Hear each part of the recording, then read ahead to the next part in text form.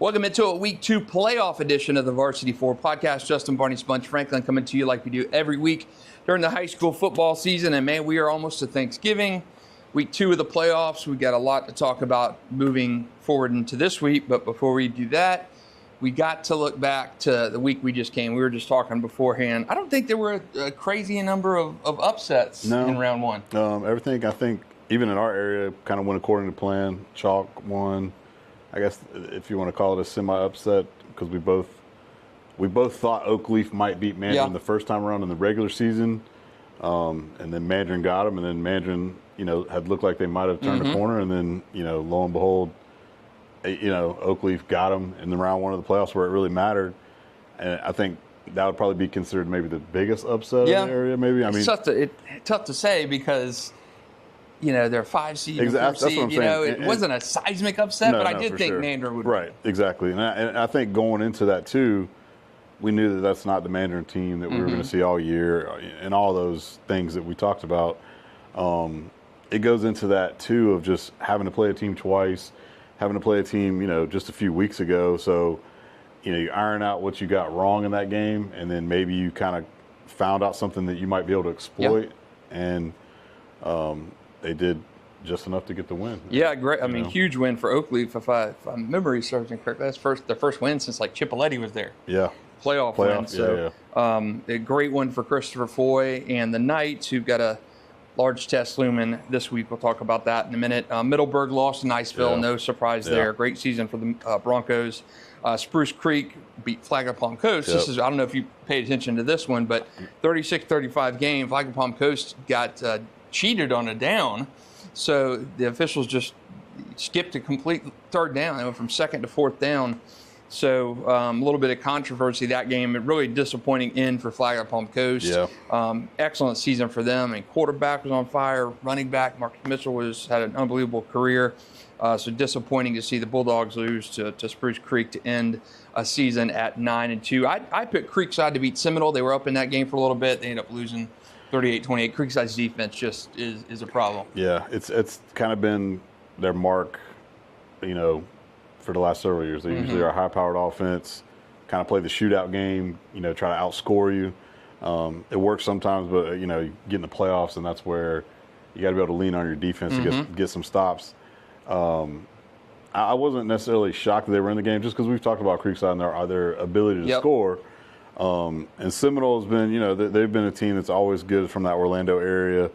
And I didn't know what kind of caliber team they had this year, but, for Creekside to be in the game and then, not be able to, hold a team to 20, lose 38-28. I mean, that's disappointing for Creekside. It's tough when you give up that many points. Yeah, they had been outscored. They'd given up more points than they had actually scored this year, and it's good when you win a game 57-50, but when you're losing, when you can't get that, when you can't score on every possession, that becomes an issue. So Creekside's done. Nice 42-8-14. I was surprised at the lopsidedness of this game. I was at that game, the second half of that game. Nice just crushed him. Maddox Spencer is unreal. The catch he had in that game, post-rise defender, caught it one-handed in the end zone off the defender and pulled it in. He had 3 touchdown catches in that game.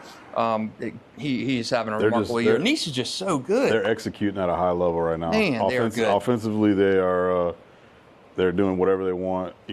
Throwing the ball, running the ball. Everything's working well. Defense is playing actually really good now too. So they're playing a good complementary ball. And like I say, the sky's the limit for these guys. They get a local opponent this week. In a team that Oakleaf scrappy. I still like Nice, but looking down the line, can they get a Buchholz again to where that's probably their toughest game they had all year. So they're just playing good ball right now. So you just can't get overconfident. Just keep even keel and just keep playing ball. I love what Colin Drafts and Ryan Garth have done over there. To me, and I'm getting kind of ahead of things, but I think Nate Harry is in the conversation as best player of the offensive player of the year. I mean, he has why not? He has had a unbelievably good season. So I was really impressed with Nice. Joe Miracle III had a pick 6 in that game. I'd been shooting in the second half of that game, and about 3 minutes in, they had put up 14 points. And Tate tried an onside kick out of the gate, missed it. 4 plays later, They were in the end zone. Tate's driving the next drive. Joe Miracle third, pick 6, and it just swung like that. They're so good on both sides of the ball. So Nice and Oakleaf this week. That's those 2 teams met, I believe, in the spring or in the fall game. Yeah. Oakleaf won the first half, and Nice came back in that one. So that'll be a good one. Ponte Vedra 45, Beachside 21. Not surprised about that. No. Ponte Vedra beat them 17-14 in the regular season. Handed it to them. Whether it's Brian Case, Riker Kemp, he's a fantastic defensive lineman down there. 5 sacks last in that Beachside game. And Beachside's going to be good. Beachside is good. 3rd-year program, 1st year in the playoffs. Eddie Jordan, all those guys are coming back. They got 2 receivers with 10 touchdown catches apiece. So the best things, I think, are ahead for Beachside. My upset of the week, I picked Fleming Island to go on the road. Actually, my bigger upset's still in line. Yeah. Fleming Island goes out and beats Mosley on the road. I know last week on the pod I said I was going to pick Mosley, but I was going back and looking at the schedule, strength of schedule, and Fleming Island just had played such a more challenging schedule than me. I ended up picking them. St. Aug 28, Columbia 0. I was there for 3 touchdowns and a flurry in that game. Carl Jenkins Jr. did not play in that game, like an ankle or a knee. Hopes he's back this week. Samori Wingo looked good. Lachlan Hugh looked good. Trenton Jones looked good. Trenton Anderson looked good. Jackets really looked strong. Another surprising one to me, at least, Ed White 26, Pine Forest 13. Yeah. I picked Pine Forest Ed White hadn't won since 2014 in the playoffs. Yeah. Panhandle teams notoriously tough in the postseason. Yeah. And Ed White, man, they did it. Yeah. Like I say, we talked about them as kind of like at the back half of the season here, where a team that kind of, started a little slow, and then they kind of just progressively got better as the season went on. And, they had a couple tough games there late that they didn't win, but you were still seeing like the progress they were making and the things that they could do with the young quarterback play with King and those guys. So, yeah, Pine Forest, again, like it's hard to gauge some of these, Panhandle teams, the West Florida teams, when we don't get to see them, and then, the level of competition they're playing. Because Pine Forest has always either been a really good team. I know we went out there several times and played Pine Forest, and they were pretty good, and sometimes they were not so good. And then so, you just don't know, but you're just like hoping, all right, have we done enough on our schedule? Have we done enough teams with the way we're playing now? And obviously they did enough to get it done. And like I said, it's always big. I don't care if the team's down or whatever, get a win against a Panhandle team, you'll take that all day. And that for Lawrence Johnson, I mean, kudos to them, because they've had 2 losses this season that were by, like Trinity, they lost 21-18. Yeah. They lost to Merritt Island, I believe, like 27-24. And then they lost to Oakleaf maybe by 12. So they have been very, very good. Ed White, to me, has been, outside of Nice, has been one of my surprise teams this year. Escambia, 29, Riverside, 28 in OT. Ends the career of like Tayshawn Gelsey, Miles Kendrick, those 2 studs over at Riverside. Escambia and Riverside have played in some unbelievable OT playoff games over the years. Somehow get that one. The Escambia, the 2-point conversion to win it OT. Rains 53, Bay 14, Wakula 28, Menendez 14, Godby 34, Swanee 28, and Bishop Kinney 42, Baker County 21. Poor Swanee lost on like a 45-yard screen pass with no time left. So poor Bulldogs, good season there. Bishop Kinney just continues to get it done. Yeah. They hit that losing streak earlier in the year, and they have been clicking ever since. Rains is Rains. No problem there. Menendez, good season. Yeah. Comes to end. Not anything a surprise in 3A to me. No. 2A, I think, was surprising for the aspect of Bulls gets another home playoff game. They crushed Taylor. Yeah, they got the easier path with Walton upset. Yep. So the 7th seed upset the number 2 seed, and that means that Bulls, the number 3 seed, gets to stay home this week against Walton, who they will hammer. They would have had to make that road trip to Pensacola Catholic. So that keeps Bulls at home for another week. In the regions 1-2A and 2-2A, Bradford 35, Village of Zoe, Newberry 24, Palaca 7, Gadsden County 48, Baldwin 7, no surprise there. No. Sets up Bradford and Newberry this week. The other upset of the week in terms of seeding was down in the rural class. Fort White, the 12 seed, goes on the road to Jay, way out in the west part of the state, wins 23-2. Jay was a 5 seed. Union County beat Holmes County 42-20. Crescent City lost to Lakeland Christian 44-7. Providence, a big win on the road over Trinity Catholic 26-7. for football fans who follow football deep. John Brantley, the head coach, announced his retirement after that loss. University Christian 33, Impact 12, and Trinity Christian, the 1-0 win. Forfeit win. Over PK Young via forfeit. So some pretty good ones there. Another Sunshine State game, Frostproof 27, Fernandina Beach 8. So that goes great season for the Pirates ends. Now we go on to this week. We've got some really good games. You've heard us kind of talk about, kind of lead into that. Oakleaf Nice, to me, I think is the game of the week. Yeah. What team shows up for each? I mean, is the Oakleaf team that last week went on the road at Mandarin and won on basically a missed field goal at the end? Oakleaf drove the field, kicked a go-ahead field goal, used the defense to hold on. Under the Mandarin fans and coaching staff were upset about a penalty at the very end of the drive where Knox Annis scored a touchdown. They called an illegal shift or illegal motion on the play, and they ended up having to try to kick field goal and lost. Yeah. Tough one. So what Oakleaf team shows up? The team that lost to Mandarin early in the regular season, or the team that went on the road and beat Mandarin? I think Nice is playing just out of its mind right now. I agree. I think the team that needs to show up is that team that lost the Bowls. Mm-hmm. I think because you're going to have to maybe get in that type of game with Nice where you can make it a shootout, score, and score. Mm-hmm. Because we know Nice, you just talked about it. They just ran up and down the field against Tate. Harry's playing great throwing the ball. You got a beast at receiver out there. They're running it well. Nice, like I say, is highly efficient offensively. So if for Oakleaf to have a shot in this game, they've got to be themselves.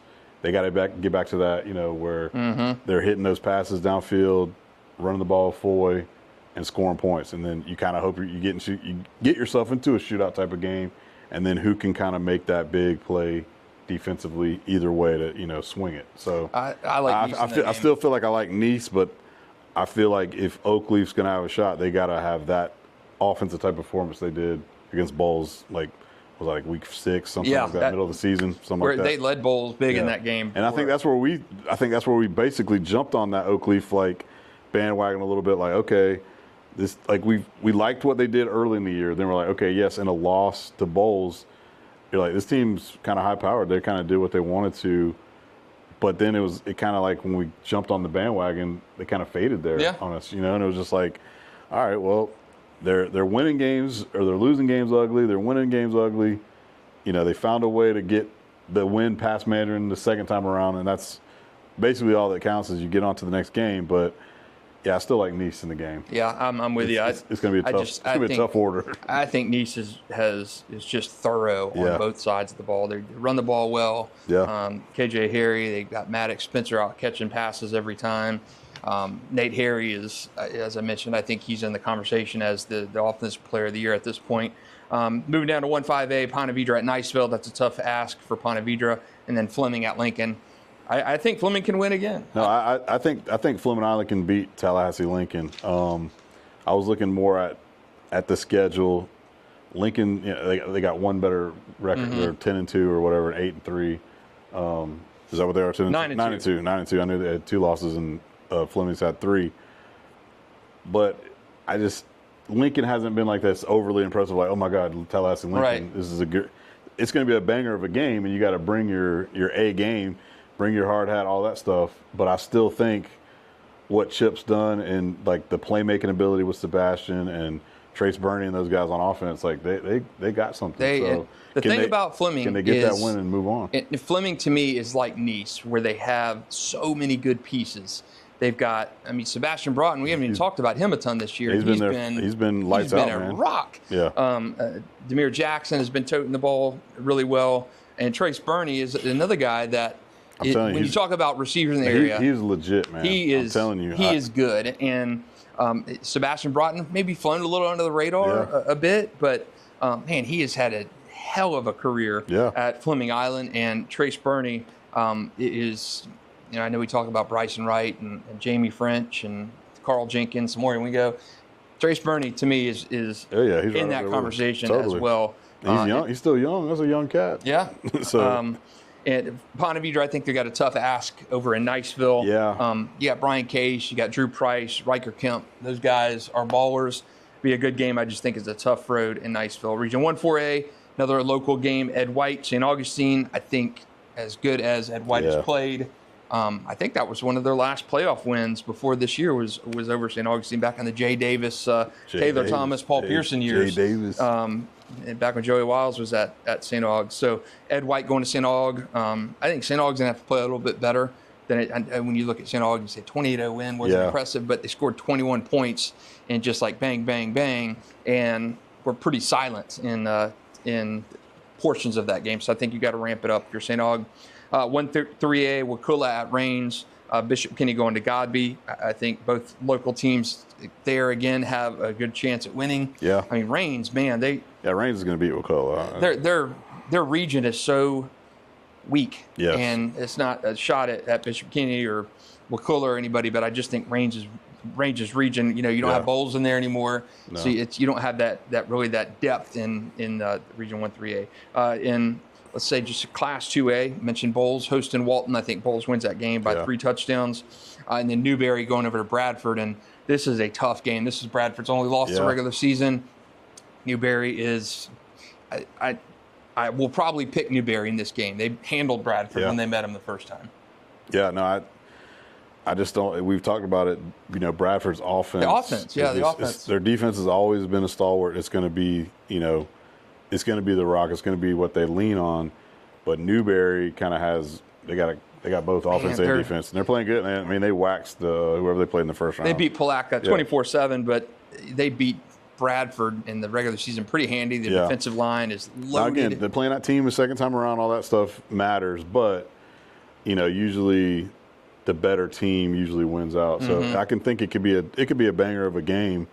But Bradford's got to come up with something offensively. That's going to be like a 14-12 kind of game. Exactly. That's going to be a low-scoring one.